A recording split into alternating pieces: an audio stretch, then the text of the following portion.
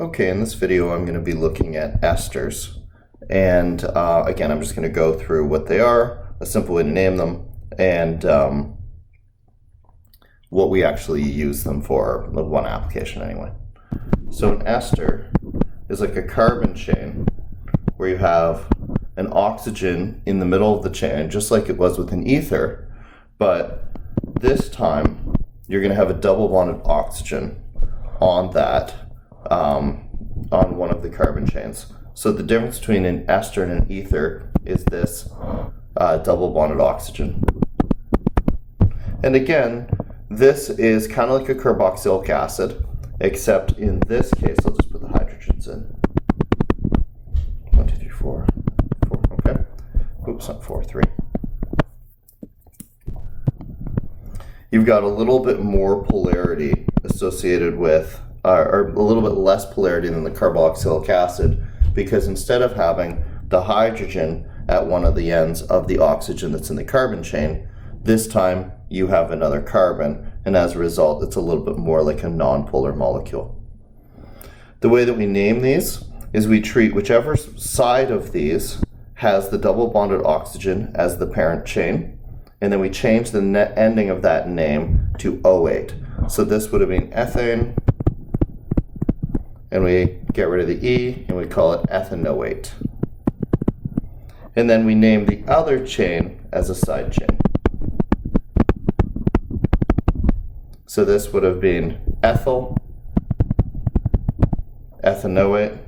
Maybe that's a little bit unclear because I used two carbon chains on either side, so let's just change that up a little bit.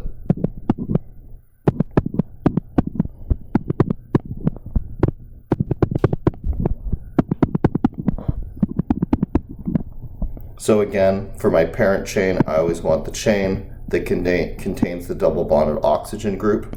So that would have been propane, so it becomes propanoate.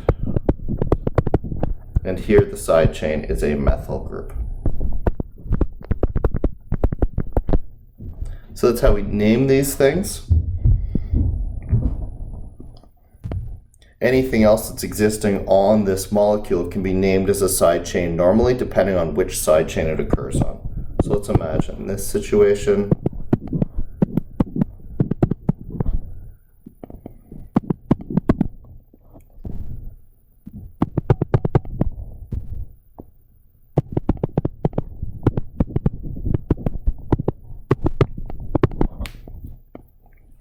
And here we can see, first of all, that I need to include this as my parent chain, even though it's shorter, because it contains the double bonded oxygen. Just those lone electron pairs on there. So this would be methanoate. And then we can see we have a chlorine on it, and the chlorine doesn't have any other place it could go, so I'm not going to say one chloro here, I'm just going to say chloro. If there was more than one carbon where that chlorine could have attached, I would specify the number, but since there isn't, I'm just going to leave it like that. And then this would be an ethyl group. And on that ethyl group, I have two bromines, and they could be in either location. And I have to use this as carbon 1 because it's the one that attaches to the oxygen. So this would be 2,2-dibromo ethyl chloromethanoate. And so you can see, since this side chain is on the parent chain, it comes right before it.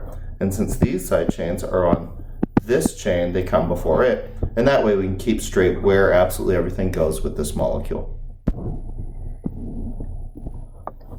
So again, these are similar to carboxylic acid. So recall carboxylic acid had this on the end of its chain.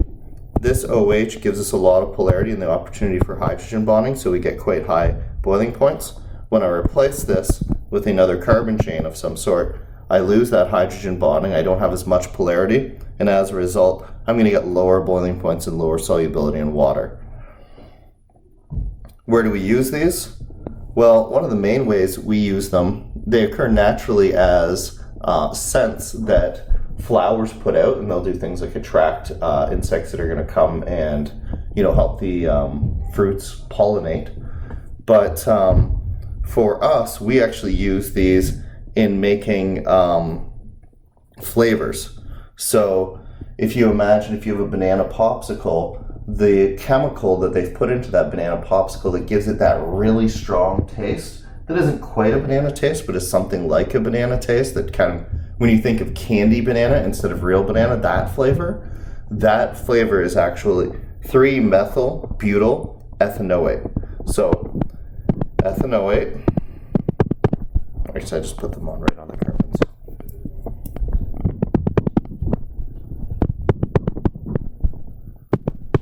So there's our ethanoate. There's 4 for butyl. And 3-methyl, so 1, 2, 3. There's our methyl group.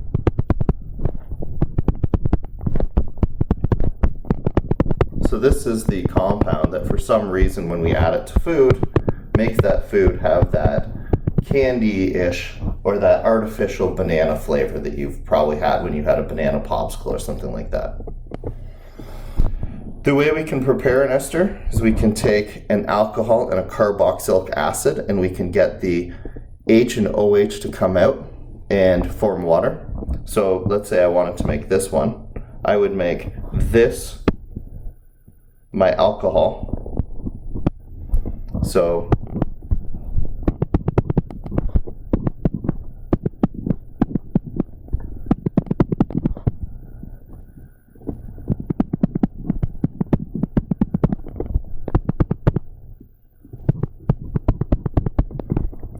I would have 1, 2, 3, 3-methyl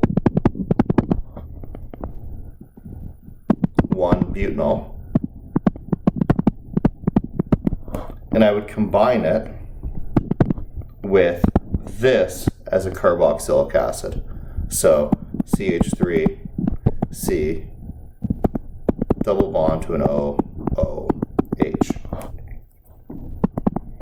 And then I could put that, so this would be ethanoic acid.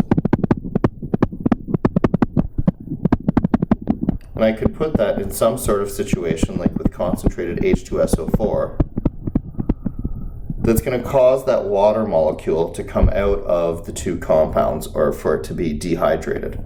So imagine that, now it's hard to tell which oxygen is the one that would stay, but let's just say for the sake of argument that this oxygen and this hydrogen combine to form water. Then in that empty spot here,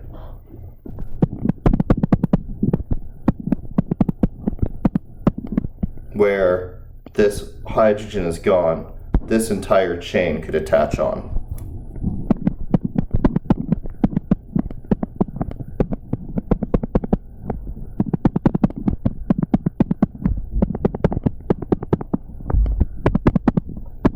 And you see we're left with that oxygen in the middle of the carbon chain and the double bonded oxygen coming off of the side that we want.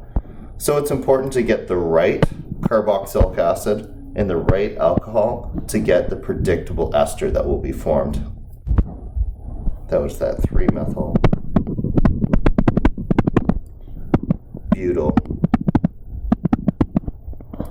ethanoid.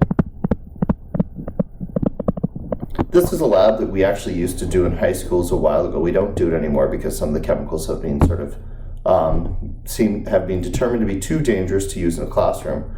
But when you did this and then you smelled it, you could really smell that banana smell. And so you would kind of, it's almost sort of uncanny how much of it ends up smelling exactly like what a candy banana would smell like. Another important reaction with carboxylic acids is hydrolysis or saponification. This is essentially reacting them with a base to make soap.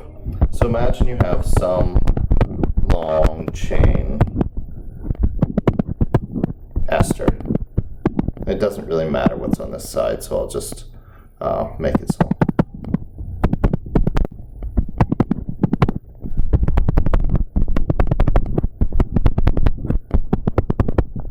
And you react it with a strong base like sodium hydroxide. You could use sodium hydroxide here for the normal soaps that you have.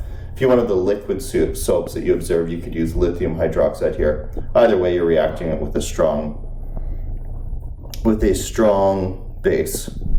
What's going to happen here is that the OH and the CH3 are going to react together to form an alcohol. And that's not the product that we're interested in, so I'm just going to leave him there. The product we are interested in is the salt that's going to form between the long chain carbon. How many did I put in? 5? 5.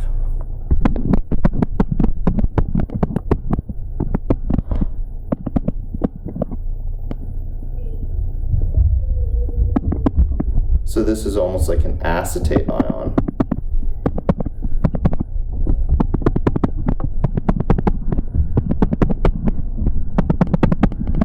And that's going to be a salt with sodium as the positive ion that's balancing it out. So you can think of the sodium as existing somewhere around this near the molecule. What's important or interesting about this is that this is soap. It has a non-polar end that's very good at dissolving non-polar dirts. Dissolving non-polar dirt.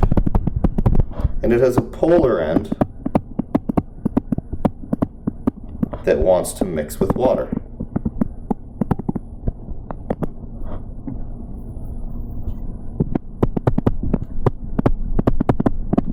And what's important here then is if I have a piece of dirt that's existent in some water, and the two things won't mix together, so I can't get it to rinse away. If I put some of this soap in, if I imagine this as my non-polar end, and then I imagine my polar end like that, all the non-polar ends can surround the dirt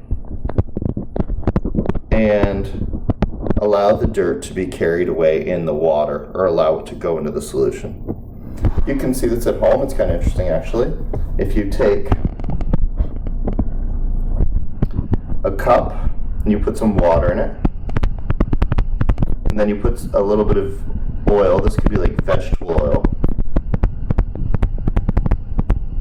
then what you'll see is after a very short period of time, all the water will settle out at the top of, or all the oil will settle up at the top of the water. Now if you take some soap and you put it in, and then you cover it and you shake it,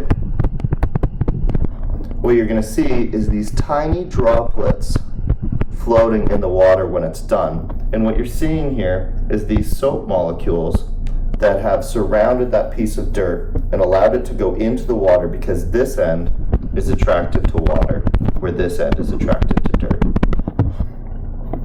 The last thing about this, which is interesting, is this is why when you touch a base, it gets slippery, because you have similar compounds to this compound in your skin, in your fats, and when it gets reacted with this strong sodium hydroxide, it changes your fat into soap, and soap is slippery. So when you touch a base and it makes your hands you feel that slippery feeling on the end of your fingers, that's because a small amount of your finger has actually been changed into soap and is allowing your finger to feel slippery at that time. So those are esters, and how to name them, some reactions with them, and how we use them.